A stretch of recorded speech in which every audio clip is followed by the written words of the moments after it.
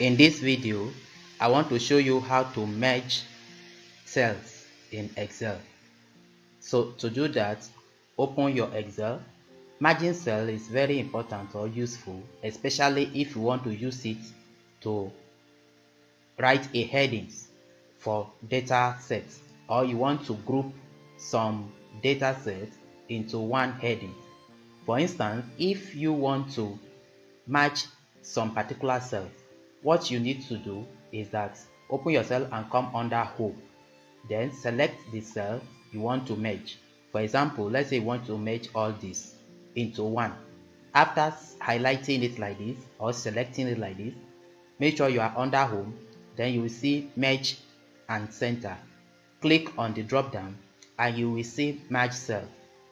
Click on Merge Cell.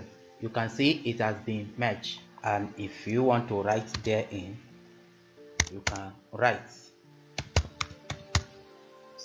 And if you want to unmerge it, just click on it and come to Merge Center and click on Unmerge Cell. You can see that it has unmerged it as well.